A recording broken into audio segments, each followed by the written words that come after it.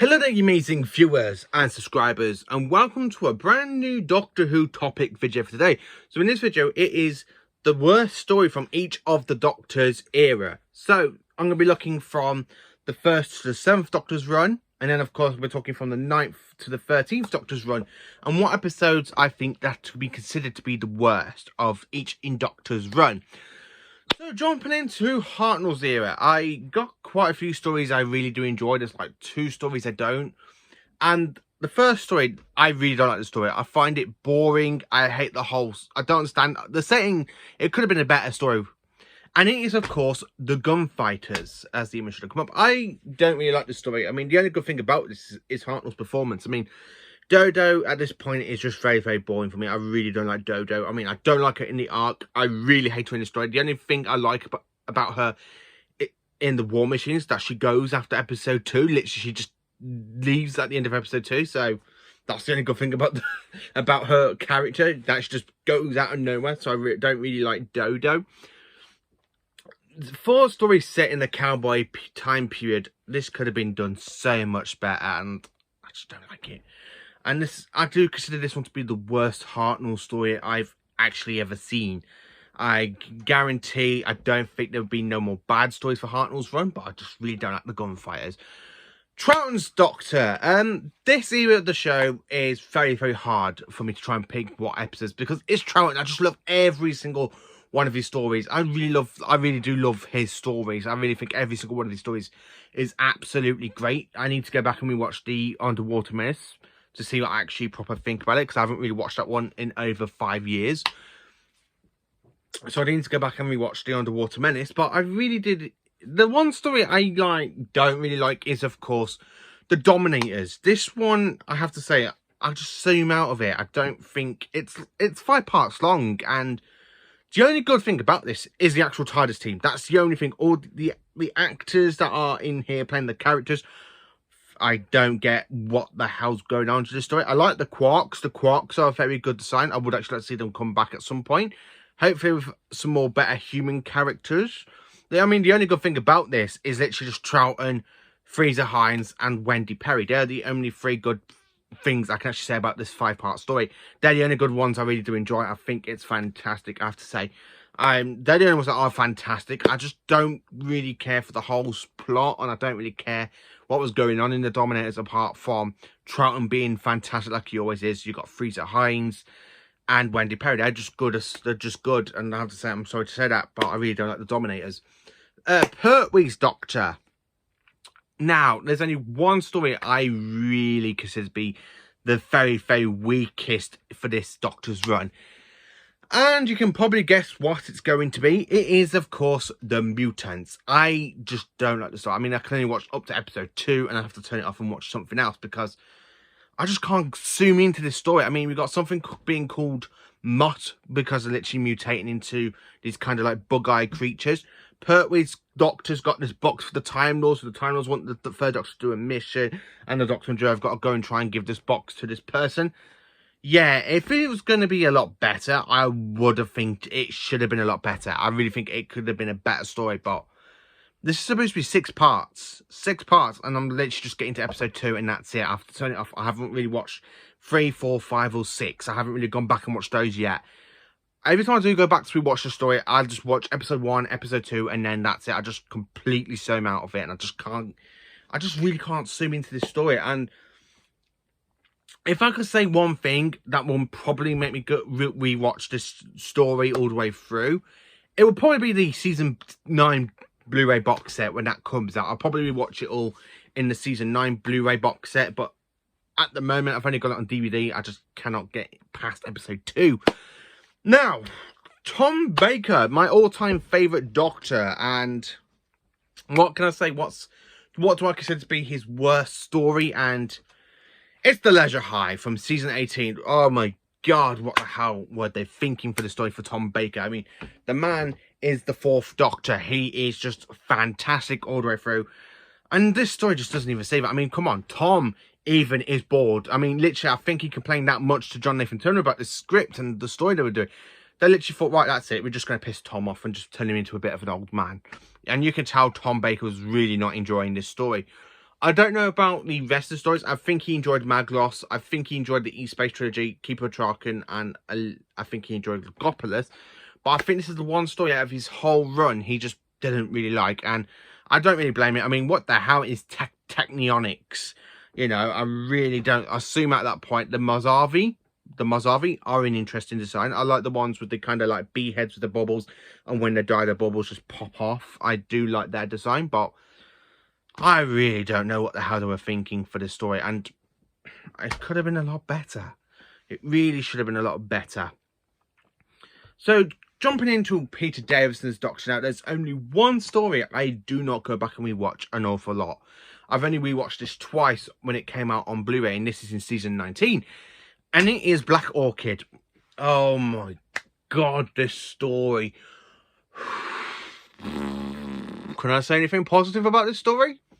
Not really. Do I find this story interesting? Not really. I mean, this is the only story for Peter Davison's Doctor I'd really skip over the DVDs. The only time I've actually rewatched this story if I'm rewatching the whole season of season 19 on Blu-ray. That's the only time I rewatch it if I'm just watching the whole season, because sometimes I love to have a whole season rerun of rewatching, sorry, and then I love watching the DVDs now and again for random stories, but no, this one, I just don't like it. I mean, I really don't like it. George, I think he's boring, even though he has got his tongue cut off and everything, but the rest of it, I just don't get interested in it. And I'm sorry to say that to anybody that loves Black Orchid, like Thomas Stevens. I believe he was telling me at one point this was his favourite story, and I don't really get why, because I don't really click with it. Colin Baker. Now, a lot of people will probably say, oh, Colin Baker's this. I really enjoy Colin Baker's run. I have to admit, I really do enjoy it. I enjoy season 22, and I enjoy season 23, but there's only two stories I consider to be the worst for Colin Baker. And the first one is definitely this one. And it is, of course, The Twin Dilemma. I hate this story. I absolutely hate it. It could have been so much better. I would have loved if they just ended the season with the case of Understanding and then give Colin Baker a bit of a breathing space instead of just cramming this story into season 21. And viewers getting a look at the new Doctor and they're like, he's a prat. We don't like this Doctor, you know. Yeah, okay, you do have that line saying, whatever happens, I am the Doctor, if you like it or not. But the rest of it, my God, what were they thinking for? I mean, the twins are very, very boring. The slug creature, I really don't get the point of the slug creature. A Time Lord who basically did the Doctors that really have a really fond connection with on Gallifrey. You know, yeah, okay, we had another Time Lord come in. We meet a new Time Lord, but the rest of the story doesn't really make sense. Not really. I mean, do we have Colin Baker acting like a complete utter drivel? Yes, I just cannot save the story enough. I just really don't like the story, and I'm sorry to say that, I just really don't. And then, of course, jumping into Sylvester McCoy, and it is Delta and the Barrowman. Yeah, I really don't know. So this is the only story of McCoy I just don't go back and rewatch quite a lot. I do like some aspects of it. I like the Barrowman. I think they're kind of funny. I mean, when you kind of see them going like that, when that woman opens, when that little girl and opens her mouth and the music thing comes out, they're like there going like that. I do like that, but the rest of it, not really fun. Not really fun. Not really fun. So coming into New Who now. So jumping in with Christopher Eccleston, and I have to say, his worst story I've ever seen is The Long Game. I cannot defend this story. I mean, yes, we've got Satellite 5. Yes, it does kind of set up Bad Wolf and Part of the Ways, but the rest of it, you know, we have Simon Pegg. They really waste him on this story. I mean, we have the Jacobus. I call him Max. That's just really it. And the rest of it, I don't really like, apart from Adam's betrayal. I do like the ending, knowing when they're literally there and the Doctor goes, what, like this? And he clicks his fingers and his forehead opens and shows a bit of his brain and he goes, stop it. And he's like, no. And I do enjoy that one. Sorry for that little bit, sorry. So, yeah, The Long Game is the worst Eccleston story. For Tennant's worst story, I can possibly say it's Love and Monsters. This story is just a pile of crap. It's like, literally, Russell T Davies was like, yeah, okay, we'll need a story to fill in the rest of it, so yeah, just throw whatever you want. Such a waste of Peter Kay. I mean, Peter Kay plays the Sorbeloft, and it's such a waste. really, really bad waste. And, you know, I just don't really care for this story. And it's... Tennant, for me, has got a load of bad episodes in Series 2. And this is the worst one I can actually say I really don't like. It goes, this one, then New Earth. I just don't like New Earth. I don't think it's a fantastic sort of opener for series. But, Love and Monsters, I can't really say more than that. So, the 11th Doctor, aka Matt Smith's run. What can I say is the worst Matt Smith story? It's closing time. It's definitely closing time. Yes, it should have been a big, massive, great story. We got the return of Craig, James Gordon. We got the return of the Cybermen. We have the return of the Cybermats. And what did I do with it? Oh, yeah. Love can't destroy the Cybermen. Yeah, I just really don't care for this episode. Now, Peter Capaldi. The worst episode for Capaldi, I have to say, is Let's Kill the Moon. Or is it Kill the Moon? Kill the Moon. I just really think this one is a pile of dribble. A moon being an egg? How does that work? Because Doctor Who's done stories set on the moon in the past during the second Doctor's run. And some other Doctor's runs as well. But basically, it's an egg. So the Cybermen basically invade an egg in the moon base. The Cybermen literally just invade an egg. The Ice Warriors invade an egg in the Seas of Death. So, you know, the moon's an egg. And of course, the Cybermen basically invade this egg. Little bacteria spider creatures. Yeah, this one for me, I just don't like it. I haven't really rewatched this one in a long time either. When I rewatch Series 8, I normally skip this one, and I normally skip the Forest of the Night, or as I like to call it, the Forest of the Shite.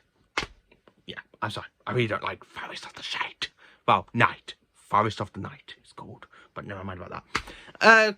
Jodie Whittaker's 13th Doctor. And what can I say about what is my least favourite episode for Jodie Whittaker's Doctor? And it's got to be, it takes you away. The kind of 9th episode for Series 11. And if I could, I would actually put some stories from Series 11, because there's only 3 stories in Series 11 that I really enjoy, which is The Woman Who Fell to Earth, I really like Rosa, and Kablam. The rest of it, garbage.